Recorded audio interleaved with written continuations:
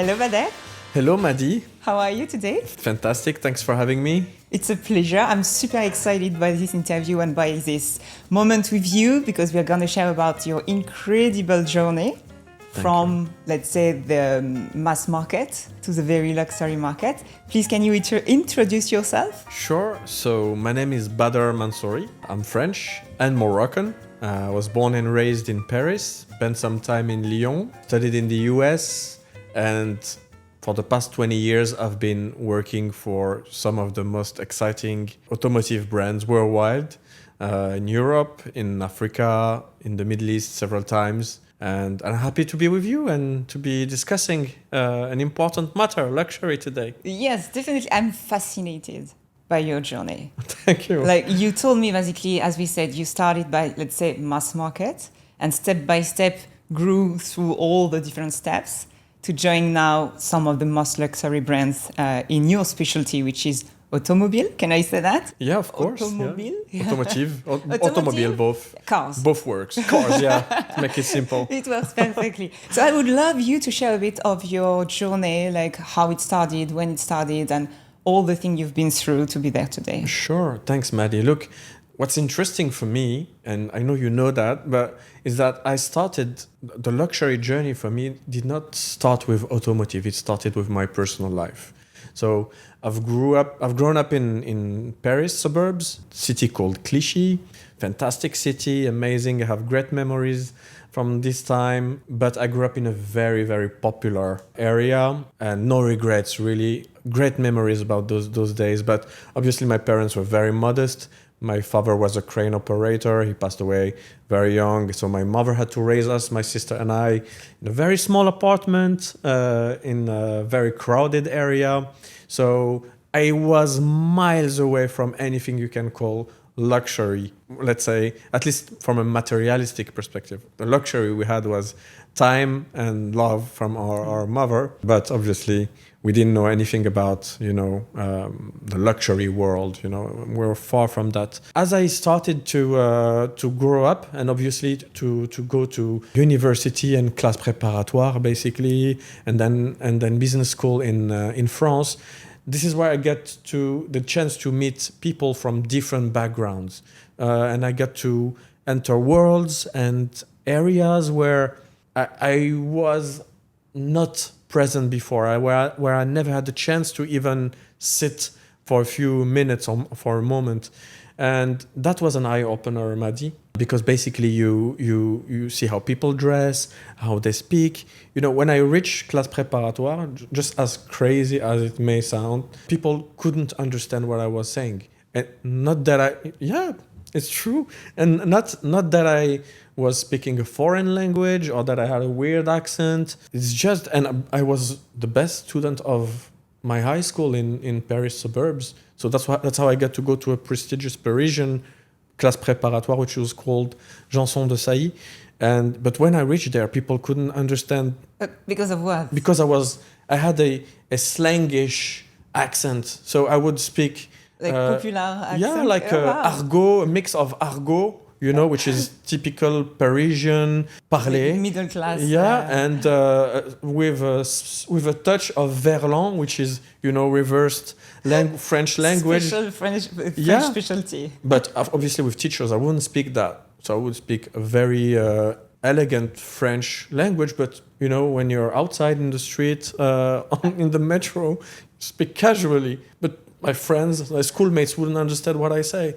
So this is how basically I would say the luxury journey started, because then you see how people dress. The first interview I had was an interview rehearsal for for business school exams, and so I had one suit to do everything, to do job for everything, weddings, interviews, multifunction. Yeah, and I went to the interview with tennis socks. Because, I love it. Yeah, because no one ever told me you have to wear Scottish black cotton based socks, and but it worked.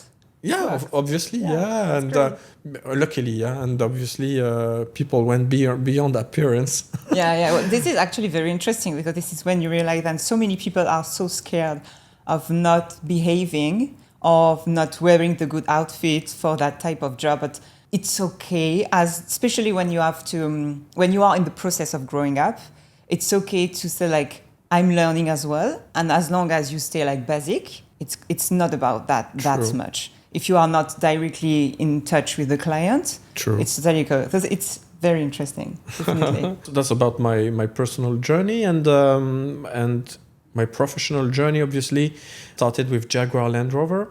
I spent some time with Peugeot in Paris as an intern for a year. Fantastic opportunity. Learned about how you build a car, how you promote a car. Was in charge of Peugeot 607 project. And I feel so old. It doesn't make us younger indeed. Yeah. But at that time, it was the epitome of French automotive production, and it was not a super luxury car, but still it was a very, very well elaborated vehicle. And so when I graduated, I came here to Dubai, worked for Jaguar Land Rover for 4 years, was in charge of North Africa.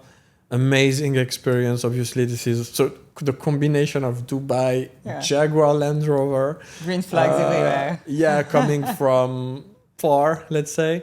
From cliché. Yeah, from cliché indeed. And so that was a massive transformation in terms of learning about luxury customers, luxury products, customer journey, customer needs, and fantastic. And especially being here in Dubai at a time where Dubai was really taking off. This was back in 2007. It was really taking off, putting its name on the world map and putting ultra luxury stamp on its touristic journey. Yeah. So for sure, it was the right time to be here and with that brand. So I've learned so much back then. And then obviously worked for a Japanese luxury brand, part of the Renault-Nissan group in France, in Western Europe. Then back to Morocco, where I was in charge of a very famous French luxury brand, which is DS, for 2 years. Also establishing it in a very exciting market, which was Morocco. And then did some other works, and eventually came back to Dubai. Worked for Lexus, which is also another Japanese luxury brand. So throughout this professional journey, obviously I got the chance to learn a lot and to obviously then give back and give a lot to our customers, to our ecosystem, based on everything I've learned through this 20-year journey. Wow. And what's next step? I don't know. You'll come back to tell us the next step. Yeah, for sure. That's exciting. Sure, I'm very happy to have someone from the car background, like automotive background, because it's so first masculine thing, let's be honest, and then also so practical. Like I'm so used to talk about services, which is even in the car industry super important, like client experience, of course, but it's very tangible, like it's a car. Like basically it's something you can buy and touch, like you know why you pay this price. But a lot also because of the client experience and all the prestige behind the name. Do you feel that this type of luxury, this type of clientele is different than the other like luxury thing, like event or hospitality or things like automotive has something very particular about luxury? Look, Madi, there are similarities, obviously, with the rest of the luxury world in retail, in travel, in hospitality, obviously. And there are specificities to our industry. So what makes us similar? Obviously, we are very much now inspired by the hospitality world. And we very much try to bring 5-star or above, or palace or boutique hotel, luxury boutique hotel experience into the automotive world. Oh, wow. How do we do that? It's basically when, if you're in Dubai, whether you're ultra rich or you're middle class, you went to a mall. Yeah, you went, and here malls definitely have a 5-star hotel experience. So probably more and more throughout the world. So even if you are not a consumer, a luxury good or a luxury service consumer, you can get exposed to that ecosystem. So what we try to do is to basically bring a luxury hotel experience into the automotive world customer journey. How do we do that? So basically, from booking a car, from discovering products, brand online, we try to provide you with as much information as possible. We put those, we try to react as fast as possible on those. So within hours, if not minutes, just like you would call a 5-star hotel, I would expect someone to pick up before the ring. So we try to inspire ourselves from the hospitality world. And to give you an example, when you submit an inquiry to us online, asking about a car, asking about availability, we ensure that we get back to you as fast as possible. Not tomorrow, not within 1 hour, but within a few minutes, if not instantly. Now you have chatbots, you have WhatsApp-enabled capacities online, and just like you would just like if you would call a hotel and would expect someone to pick up the phone before it rings 3 times.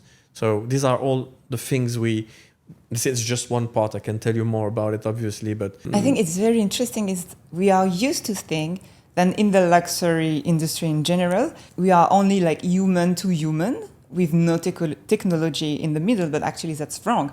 More and more like in hospitality, but apparently in luxury cars as well. Sure.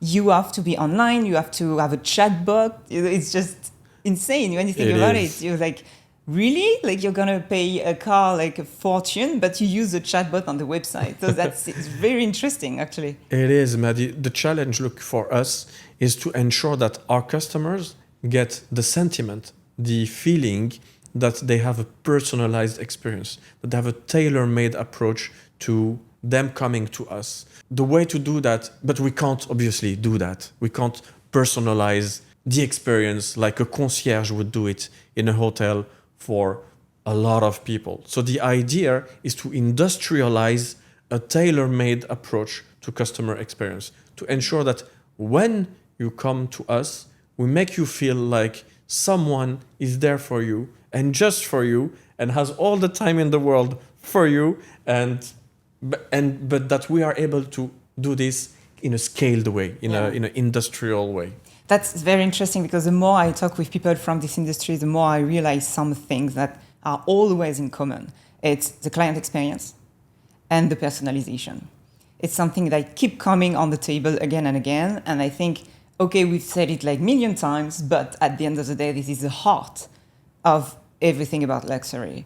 So it's interesting to like keep saying it just for people to realize how important it is, and it doesn't depend of the industry. It's something universal. Absolutely, Maddie. And and again, we're just exploring now the first touch point. But coming back to your question, the physical experience today, so in a car showroom, can be inspired by a 5-star hotel or a hospitality world experience. So you when you enter a showroom, you have usually someone greeting you and asking you about your day, what you're coming here for, how he or she can help you. Then she or he is guiding you to a lobby or a lounge where you're sitting, where you get a menu, where you can choose your beverage, while you're waiting for someone to come, a sales consultant, to come and assist you and understand your needs and qualify your needs. So that environment is also very much inspired by the luxury world. Can we agree about one point, which Sure. is like, of course, the car itself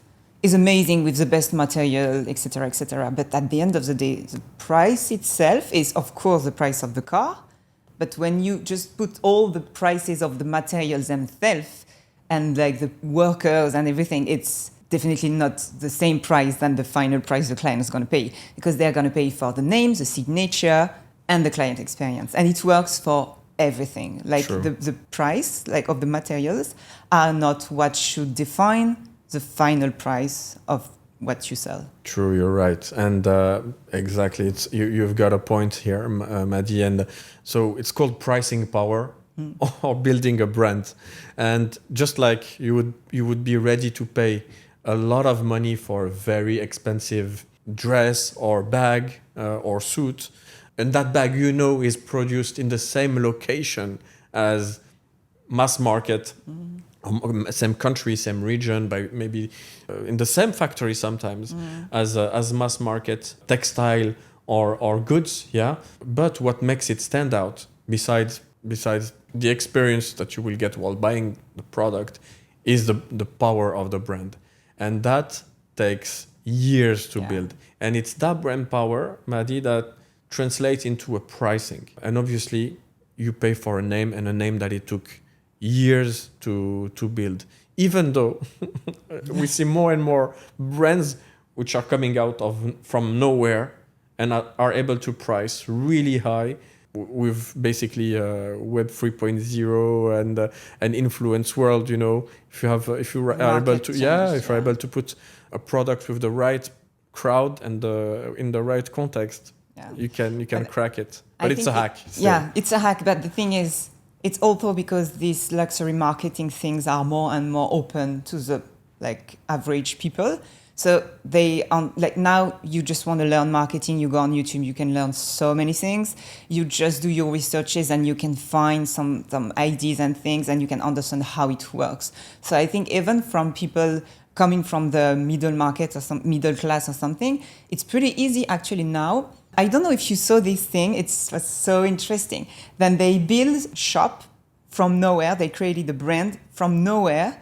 They took some very cheap shoes from Shein or something, they put in the shop, but with beautiful, a beautiful design, etc. They invited so many influencers and they put crazy prices on the shoes. And all of them were then, oh my God, I see the quality and everything. It was insane. At the end of the experience, they finally said, guys, this is the whole purpose of the experience. I was like, oh my God. And this is all about the perceived value. Absolutely. It's just so, I don't say the cars are no. It's just the impact of the brand. Mimetism, and mimetic behavior and basically being inspired by people you look up to or which are part of your aspirational world this is a massive lever for brand conquest and and this is a massive go-to-market strategy. It's the whole concept of influencers, actually. This is how it works. You want to do the same thing than them. For sure. And even more for the luxury markets, because you have something inaccessible, so you want it even more, And I've seen somewhere that actually 70% and more of the people buying luxury are actually from the mass market. Yeah. Just because they want to look like True. They have money. It's so interesting. I'm not talking in TV shows or when they are representing themselves, but when you get to meet ultra rich people in their daily life, you will see that they are dressing in a very simple way.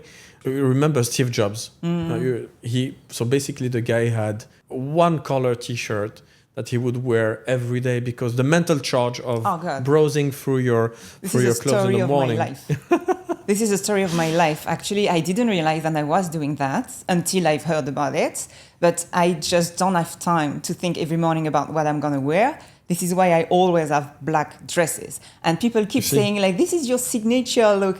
I absolutely didn't do it on purpose. It's just I'm too lazy. And I don't want this extra mental charge to have to think about what I'm going to wear, especially for a woman. And I was like, okay, black dress works all the time. So I'm going with black dress, perfect, heels, perfect. My hair, I hate my hair, so I just do this ponytail very quickly. That's it. And it does change everything. When I see especially women spending an hour trying to, make up and everything, this is all the time. You're going to lose waste about doing something else. True luxury is time. Yeah, for sure. Yeah. Quick question about this industry, because as a woman, of course, I've been fighting my whole life about cliches and things like that. And what about this specific industry? Do you have I guess for sure you have some cliches, but do you have, of course, obviously, but I'm pretty sure you have sometimes the opposite and you actually stop yourself, you were about to think this way and then you realize that you're wrong and you're stop it. Do you have this sometimes? Look, it's a topic which could be worth a PhD or a doctorate. Look, Madi, it depends very much on where you are in the world. Oh, okay. So in countries where I've worked or operated, like France, Holland, Italy, it's frankly, I'm not gonna say that there are no differences, but frankly, it's except on a very specific type of product, which are high octane, muscle car type of cars, where by default and factually you would have more male customers than female customers. Generally, frankly, in Europe, you don't see a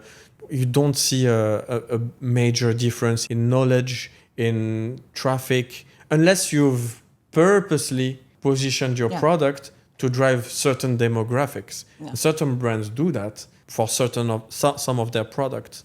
So you have to be careful actually when you welcome them for the first time, not to talk only to the man, but to think that maybe actually the woman of course. Is the buyer. We should never be biased to our potential customers.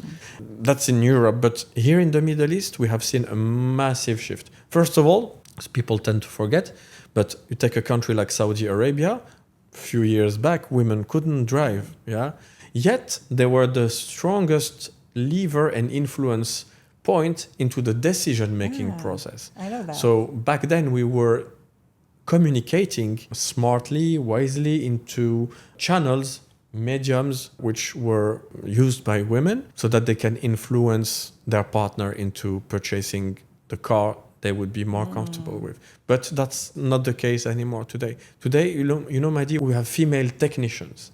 We have across all jobs and functions, even the physically challenging ones. We have women who can do the job.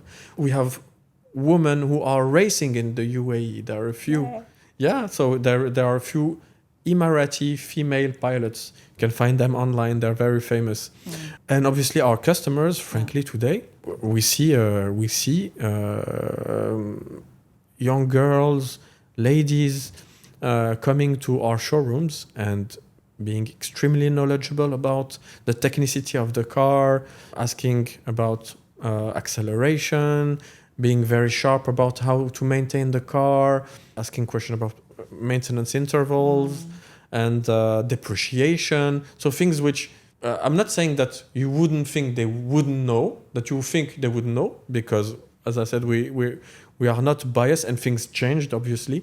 But obviously, to me, if you ask me today, the world has changed and everybody is equally knowledgeable. That's amazing. I love it. It's true. And it's just like, of course, as a woman, I love it. But I love it also because it's a very strong message. And the message for me is like, don't go with cliches first. And then second, you don't know who is the real buyer. You talked about the fact that you have the man is paying, but the influence of the woman behind him is so big, then we tend to ignore it, but actually she's the one who is going to take the decision at the end. So it's when you have a meeting with people, never ignore none of them, because sometimes you have like the client in front of you, but the one paying is behind, and this person is the one who is going to have the final word. Absolutely. So this is totally like something definitely that can be applied to absolutely every business, especially when you have several people in the room.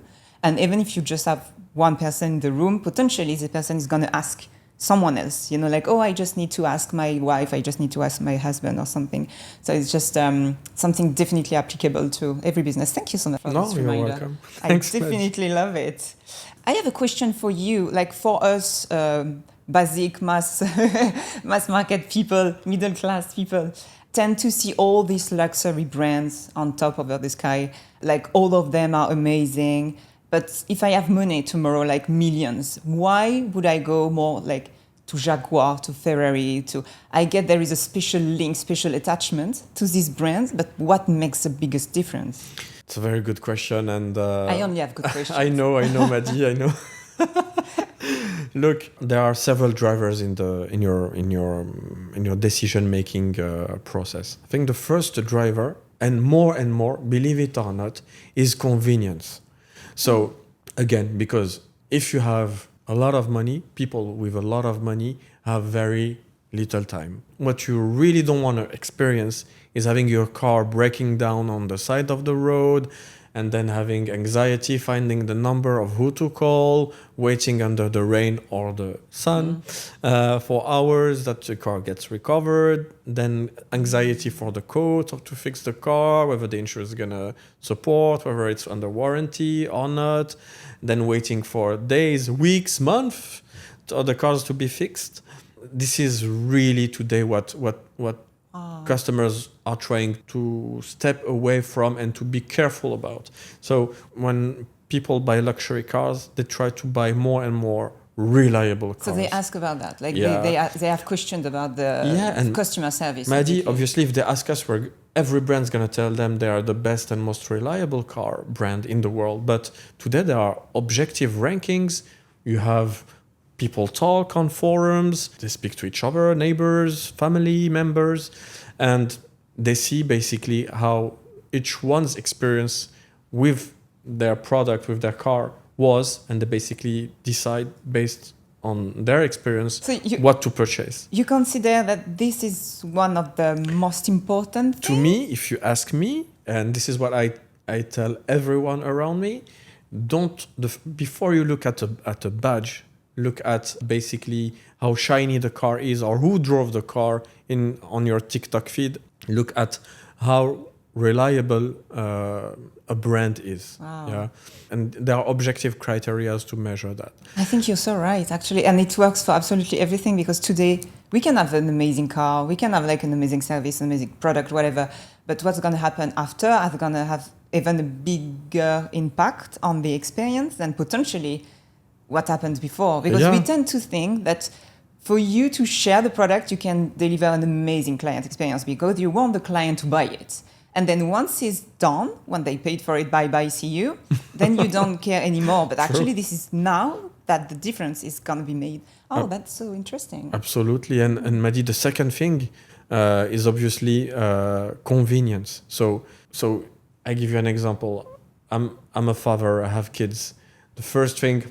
One of the first things I look at before buying a car is basically how comfortable the kids will be in the car. How can I keep them busy? How easy it is to fix a seat in the car? How easy it is to fold the back seats, the rear seats, so that I can turn the car into a bike transportation device when I go cycling. So these are the things which really matter. So again, really thinking of what are your needs, how are you gonna use that car every day, and does it have all the features that you need to make your life easier. So I would rather buy a non-luxury car which has a lot of convenience features than buying a super aspirational car but that I can't use on a daily basis. Oh, wow. So there is a huge market coming on the luxury but convenient. Means that they basically have a sport car for fun and then the family car next to it. Of course, if you can have both. Well, in the luxury industry, let's say yes. That solves the problem, obviously. The last lever, obviously, and I think you've brushed it throughout the discussion we've been having, is obviously brand power. So yes, basically today, a lot of, depending on the country, people buy cars based on the image they want to convey. So you talk to real estate agents, you talk to people in certain sales functions, they want to be seen or not seen in certain type of cars. If you're selling sustainable products or services, you won't go into a meeting with a client in a muscle car, in a V8 with massive CO2 emissions, because that just will defeat everything you're praising and you're preaching for.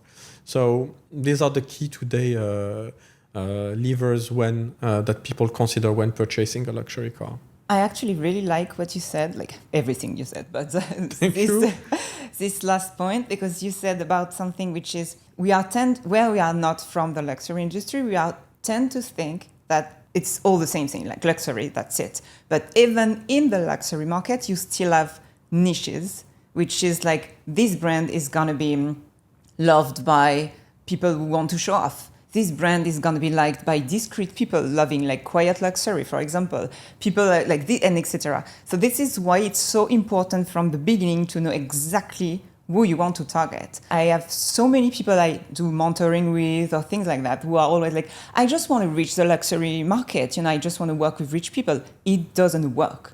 You need to know who in this market you want to work with, because you have influencers, you have crypto people now, and these people are not going to buy the same car than, as you said, the father of 5 or whatever. So it's just, once you know who exactly you want to reach, then you will be able to communicate with these people, to talk the same language, to know their codes, and then to target them directly. So it's a huge, huge, huge difference, and even in the luxury industry. So thank you for this reminder, definitely. I would like to know, if you are okay to share it with us, if you have some loyalty program to keep them in the brain with you, if it's just like rewards or special VIP access or... Yeah, for sure. So for us in the automotive, it's retention strategies. And retention strategies are fundamental today because we have more and more competition. Keeping the customer in the brand is a strategic action for every car brand in the world, not only luxury, but also mainstream. The beauty in the luxury world, obviously, is that you have access, or you create access to events, to engagement forums, to platforms that I would say money can't buy. And this is, if you ask me, what we really try to do as luxury brands, managers, executives. But it's very difficult to obviously identify. But to give you an example, attending a Formula One race in the garage with the Formula One pilots and being able to have a shirt or jersey signed by the pilot, taking a picture with him, is something that money can't really buy. Yeah, so brands can facilitate access, but these are things that we try to engage our clientele into. Yeah, so experience is a strong lever, but if we are honest to each other and to people, I think the strongest retention tool we have is basically customer satisfaction throughout the product journey. And frankly, you'd be surprised how basic are people's expectations when it comes to retention. So you can be very rich, you can have all the money in the world, but all you're looking for is to be able to book your service easily, in some cases, and if possible, not going to the workshop, so having it picked up and dropped off. It's now becoming more and more common, and not having any surprises when it comes to pricing. Your car comes cleaner than when it went out to the workshop, and obviously having the right level of attention, care, and being addressed as a proper customer. This may sound very basic, but in our industry, unfortunately, this is still very much a challenge for car brands and car distributors to be able to create that safe cocoon and comfortable ecosystem where customers can thrive. So the brands who are able to do that are the ones who are able to have the highest retention rates. That's so interesting, and that's definitely duplicable. You said two things that I want to put under the spotlight. You said the first thing is we can give them access to things they can't buy. And this is a huge question, which is how to surprise people who can buy everything. So this type of things, like giving them access to new things or creating a VIP club or something, like make them feel special. I think it's definitely something duplicable to every business, to have like inside of your luxury clientele, you can still have the next step, which is like the VIP membership, golden, whatever you want, And you have Ritz-Carlton actually at that, and it's not known at all. It's very quiet, but now you know. And then you said something that could be potentially resumed in one sentence, which is make their life easier. You said it's about basic expectations, but at the end of the day, it's just to make their life easier. As you said, they are super busy, they just don't have time. So if you can, they know the brand, they know the model they particularly want. If they can buy it online, it can be delivered at home. They don't have to worry about all the logistic and all the steps behind. This is perfect for them. True. And then after, they don't have to think about the customer service in there. If there is any problem, you are in charge of it and they don't have to worry. Indeed. So it's basically to make their life easier. And it's a very big point. If you make their life more complicated to reach your product, you can lose them very easily, maybe potentially more easily than like a mainstream market. So it's just absolutely something to keep in mind, definitely. That's very, very interesting. Now, can you tell me, if you have an idea of it, what are the current trends? And I think it depends potentially a lot of where it's analyzed, but more like we've seen lately, as you said, the quiet luxury coming on the table a lot more than showing off. But we are now in Dubai, so it can be, I guess, different. Do you feel like some new trends or? Yeah, no, look, again, you're right, Madi. So it depends very much on where you are in the world. But obviously, you'll always have people looking for show-off cars, you know, and shiny, noisy cars, and with a lot of horsepower under the bonnet. But it's becoming more and more difficult now with the world electrifying. So obviously now the cars are quiet. They are you no longer have, or you have with more and more difficulty, big engines which are powered by fuel. So again, you have customers which are very much driven by, you know, having a V8 car under their bonnet. I know in Europe this may sound crazy for people watching or hearing this from Europe. Regions like the Middle East, people are still very much driven by the engine size in their decision in their decision making process. So I think, yes, electrification is a major trend. Wow. Clearly, and is basically changing the entire way people consume cars. The second trend, Madi, is obviously how you spend time in your car, meaning not as a driver. As a driver, you are focused on the road. Of course. But obviously, as we move towards a world where autonomous cars, autonomous buses, and autonomous transportation will be the norm, we will have to now keep customers busy while they are moving from a point A to point B, including the driver. So there is a whole research and a whole development world working aggressively towards keeping people watching their favorite movie, their favorite TV series, purchasing everything they can online from the car, making their groceries, booking the kids' school activities, and so on, or a doctor appointment. So yeah, so that's basically something which we are baking, which is coming, and which is gonna come really, really fast, and basically create a revolution in the way we consume cars. It's funny because you make me think about mobile phones. Yeah. This is the very first goal of a mobile phone is to call people. And now we have an entire laptop inside of our phone, and we use it basically to for everything but calling people, you know? And just look at what you did. You said call. You said you've done. Yeah. I can tell you most of the people. Well, I'm old. Yeah, but same thing with me, because the phone was a device where I pick up and then you speak like this. Yeah, I'm going to turn 40 soon. But today a phone is a TV screen. Yeah. It's everything but to call people. Yeah. And this is the future potentially of cars, which is you won't even focus on driving anymore, but you're going to focus on all the extra activities you can potentially live inside of the car, like in a very long term. Of course, yes, Madi, and that's for me. These are the trends that we're seeing, and obviously, we see also minimalist trends. So people now are, you called it quiet luxury. So whether be it in their customer journey, online or physical, or in the way also in the product itself. So today, the less you have, the happier you are. So it has to be like, you saw basically in car, just count the number of buttons you have in cars today versus the number of buttons you had in the past. So it's less and less buttons, more and more voice. That's my question. More and more voice, more and more minimalist, more and more less and less mental charge, less and less visual charge. So yeah, these are things we see emerging gradually in our industry. Like back to basics. Exactly. Yeah.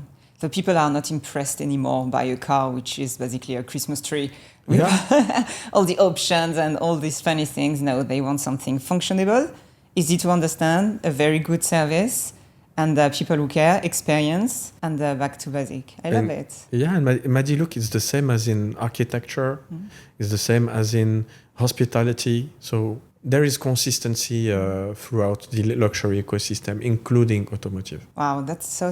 Thank you so much. I've learned so much. No, Definitely incredible. Would you like to share anything else with the people watching now? Like a tip, an advice, something you think that could be potentially reproducible or... Madi, I think, first of all, thank you for having me. Oh, pleasure. And two things. I think the first very important thing is luxury is nice and we all want to have ultimately elaborated goods and goods which have been crafted with a lot of attention, with a lot of energy, with a lot of know-how. No doubt about that. But it should not be an end. So my point is that we've spoken about dressing up and we've spoken about, the mental charge of picking up your clothes in the morning.